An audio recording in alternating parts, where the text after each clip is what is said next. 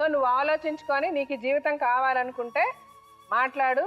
మేము కూడా వాళ్ళకు నీ తరఫున వాళ్ళకి మాట ఇవ్వడానికి నాకు ఒక కాన్ఫిడెన్స్ ఇస్తే నేను చెప్తా ఆ అమ్మాయి పద్ధతిగా ఉంటుంది, మీరు పద్ధతిగా ఉండండి అని. నువ్వు పద్ధతిగా లేకుండా వాళ్ళని పద్ధతిగా ఉండమని నేను చెప్పలేను. నువ్వేమన్నా ఇప్పుడే అబ్బాయిని అడగాలంటే అడిగి, ఎదురుగానే ఉన్నాడు మాట్లాడాలంటే మాట్లాడు. నీకు ఆ ఇంట్లో ఏంటి కష్టం, ఆ కష్టం ఏంటంటే మాకు చెప్తే మాకు తెలుసు అది నిజంగా కష్టమా, నువ్వు తప్పు చెప్తున్నావా అబ్బాయి తప్పు చెప్తున్నాడు అని. నీకేం కష్టం వచ్చిందో మాట్లాడు అబ్బాయితో.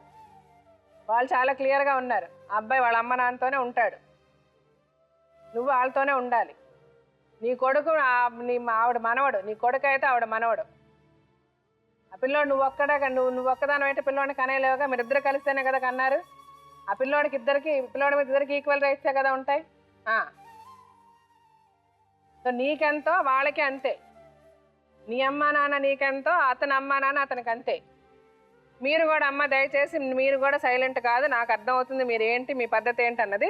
మీరు కూడా కొంచెం తగ్గి ఆలోచించి ఆమెను కూతురుగా కోడలుగా చూడకండి. ఒక కూతురుగా చూసి మీ బిగినింగ్ డేస్ గుర్తుంచుకోండి. మీరు కోడలుగా వెళ్ళినప్పుడు మీ ఇంట్లో ఎలా ఉన్నారో మీరు చేస్తే మంచిదే, ఏదన్నా చేయకపోతే అది మార్చుకోండి.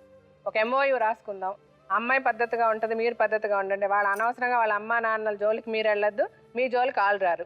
వన్స్ ఫర్ ఆల్ వాళ్ళు మీకేమీ చేయలేదన్నది వదిలేయండి, ఇంకా వాళ్ళు ఏమి చేయరు. మీకు నాకు ఆశ కూడా లేదు, నాకు అవసరమే లేదు. ఆ మాట అలా లేనప్పుడు మీరు మాట్లాడద్దు.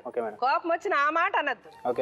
నువ్వేం కాలేదు, ఇంకొకరు వస్తే చేద్దాం, ఇంకొక పిల్ల వస్తే ఇంత అంటే నిన్ను కాదు మీ అమ్మగారికి చెప్తున్నా.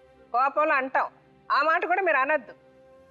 మీరు ఫిక్స్ అయిపోయింది మీ మైండ్లో, ఇంకంతే అయిపోయింది. ఇంక ఇప్పుడు ఏం చేయలేరు కదా, 2 సంవత్సరాలు అయిపోయింది. ఒక కొడుకుని కనేసింది, పని చేయలేదని మీ పని ఎందుకు చేయలేదని అడగండి, మీరు చెప్పిన మాట చేయలేదు ఎందుకు చేయలేదని అడగండి. అంతేగాని నువ్వు కట్నం దాలే మీ అమ్మాయిలాగా మీ అక్కలాగాని మాట్లాడదు, ఆ మాట తేకండి. ఇప్పుడు మీరు పద్ధతిగా ఇలా ఉండాలని నేను చెప్తున్నా. ఇప్పుడు నీకేంటి అనుమానం, ఓకేనా, మీరు ఇద్దరు కలిసి ఉంటారా చెప్పు. ఉంటారు, కానీ ఇప్పుడు ఆ అమ్మాయి వచ్చి నీకేం చెప్పాలని నువ్వు అనుకుంటున్నావు? ఏం లేదు మేడం, మామూలుగా ఇట్లా అయ్యింది, దీనికైతే నేను చాలా అప్సెట్ అయినా, తప్పైందని చెప్పేసి ఒక్క మాట వచ్చేసింది. నాకు ఇప్పటి వరకు ఏ ప్రాబ్లమ్స్ రానివ్వా, నీకు ఇలాంటివి రానివ్వా, వాళ్ళ మమ్మీ నుంచి కూడా ఇలాంటి ఇబ్బంది రాని అని చెప్పేసి ఒక మాట అన్నాను మేడం. అంతే, నాకు ఏ ఆశ లేదు నాకు అంతే.